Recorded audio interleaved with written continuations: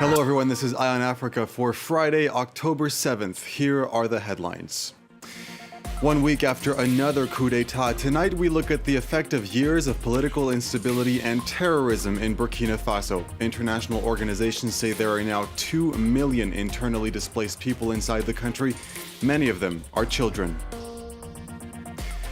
Thousands of people vote in parliamentary elections in Lesotho. The kingdom has also seen political instability for years and has been hard hit by the pandemic. And Algeria introduces the English language for elementary school students nationwide, part of a larger debate over whether to maintain the influence of French, the language of the former colonizer. But we begin in Burkina Faso. 1 week ago, the country was in the midst of its second military coup in 8 months. One of the main reasons for the takeover, insecurity and terrorist attacks across the country. Since 2015, those attacks have left 10,000 people dead. Those who survive have no choice but to flee. According to NGOs, there are now 2 million people who are internally displaced, and a significant part of them are children. Sophie Lamotte has this report. This remote district of Pazani is known in Ouagadougou for its red dirt roads and its unfinished stone houses, but also for housing thousands of internally displaced Burkinabés. Ouagadougou is one of them. He had to flee Djibo in 2019 after a deadly attack in his village. That day they came to the market and shot in the air continuously between 4 p.m. and 10 p.m. But they didn't kill anyone that time. They came back a few days later and burst into the Protestant church. They killed the priest and 6 of his followers. When we hear about the latest attacks, we are always triggered. The feeling of trauma comes back. When he arrived in Pazani with his family, he had to sleep in this school. The government offered some emergency kits, but quickly stopped supporting them when they refused to go to one of the official refugee camps in Kongusi and Kaya. They considered it too dangerous there. Ouagadougou has 17 children and only 6 of them are currently in school. Like most displaced families, he can't afford to pay for tuition fees. This NGO struck a deal with the school's director to support children's education. I hope you'll continue to sponsor her, otherwise her whole education could be compromised. 50% of the 2 million internally displaced are children, and the vast majority of them don't have access to education. Bonjour les élèves, comment vous allez? These social workers believe that if this issue isn't addressed now, it could have long-term impacts on a whole generation that could soon be illiterate and excluded from society. Their parents no longer have the means to send them to school. So if there's no structure to support them, in 10 or 15 years there'll be a whole generation who'll be left out and illiterate, who could create new problems for society. Burkinabés have high hopes that their new leader will bring back security and stability in the country. But in the meantime, the number of internally displaced keeps on growing and their needs are becoming ever more urgent. A former Liberian rebel leader will face trial in Paris beginning on Monday. Kunti Kamara is accused of crimes against humanity and torture during the country's bloody civil war. Although the crimes were committed thousands of kilometers away from France, authorities are able to prosecute under universal jurisdiction because Kamara spent some time in France. That means suspected human rights abusers can face trial and jail time for crimes not committed in the country. Jonathan Walsh and Camille Delec tell us more. An unprecedented trial begins on Monday in Paris. Former Liberian rebel leader Kunti Kamara is suspected of torture and other human rights abuses during Liberia's first civil war. He was arrested in France in 2018 after an NGO representing some of the victims filed a complaint.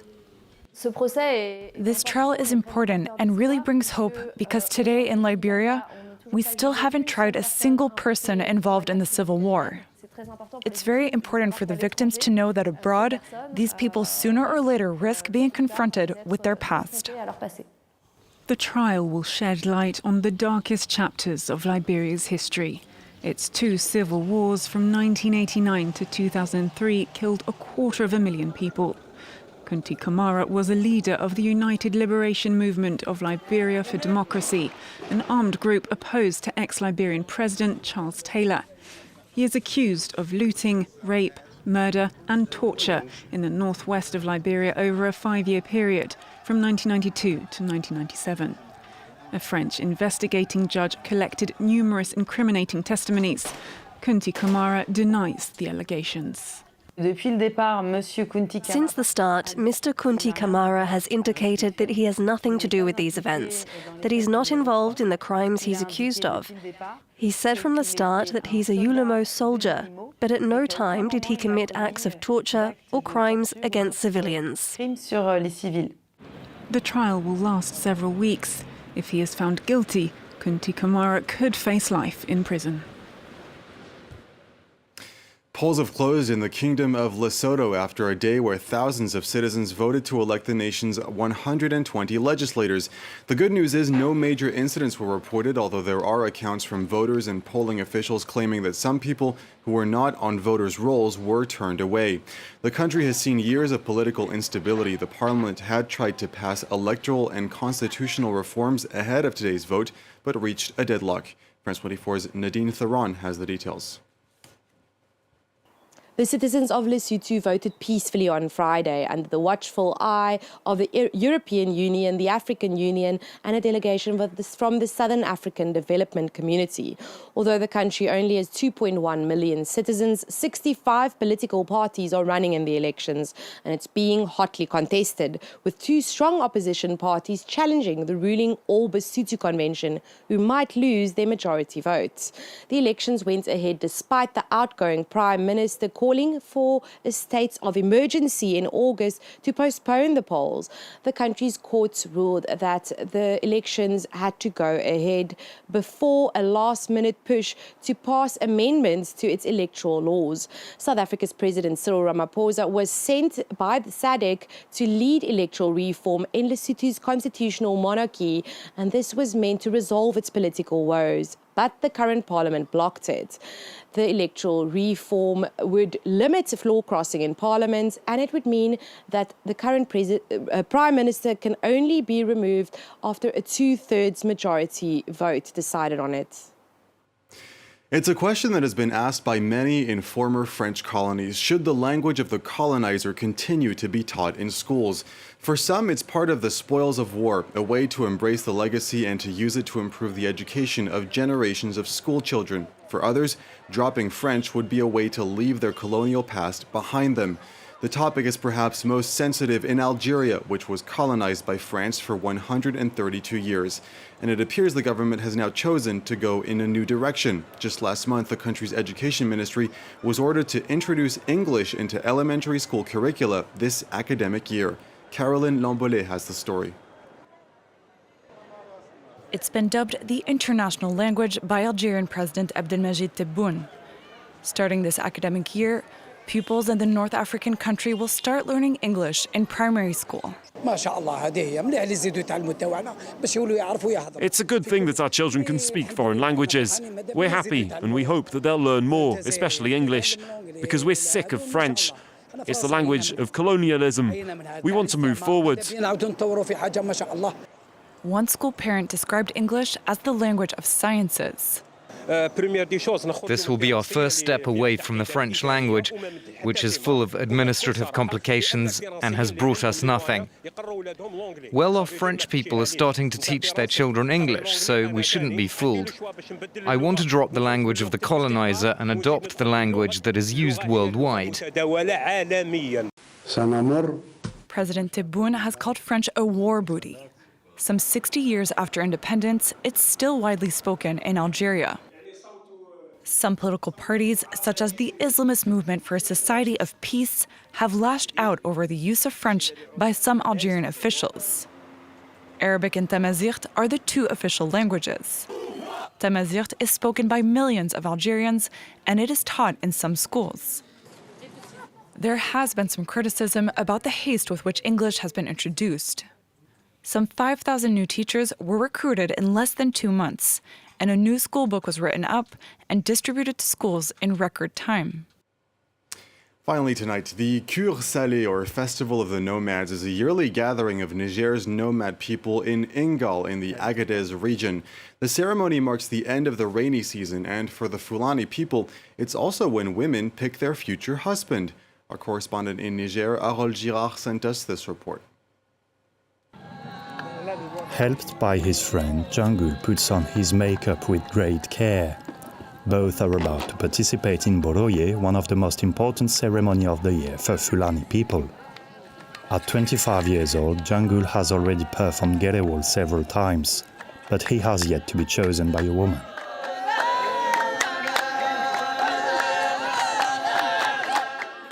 Here, every man tries to impress the ladies who watch discreetly. I'm just here to watch the celebration. It's great so far.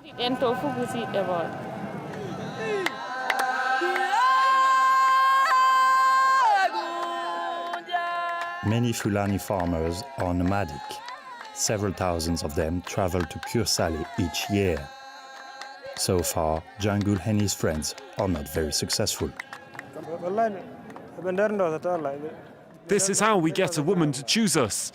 Some of my friends are doing their best to get chosen.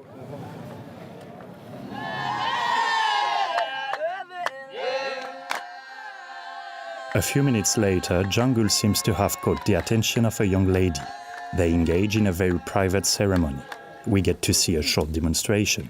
Several men put their singing abilities to the test under the gaze of two women.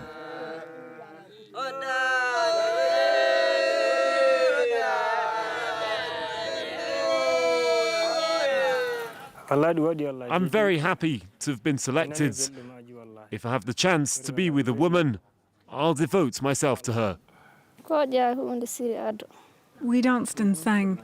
There were very beautiful and well-decorated camels. But also, I must admit, handsome young men. Very shy, the Fulani people we met won't tell us if the seduction game went any further. But what we do know is that the centuries-old festival has been finding matches for generations of young men and women.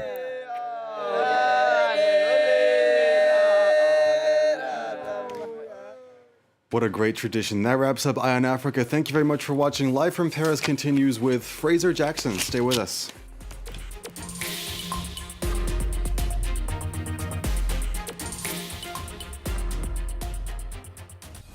Every 4 years, the celebration of the Olympic Games is an opportunity to call a truce in international conflicts.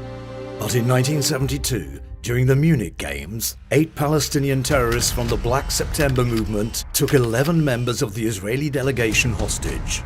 To secure their release, they demanded the release of all Palestinian prisoners in Israel and a plane to make their escape. At the airport, German police attempted a rescue operation. It was a fiasco. All the hostages were shot, along with some of the terrorists. Only today, 50 years later, are the families of the victims obtaining compensation and an apology from the German government. Munich 1972 Revisited on France 24 and France24.com.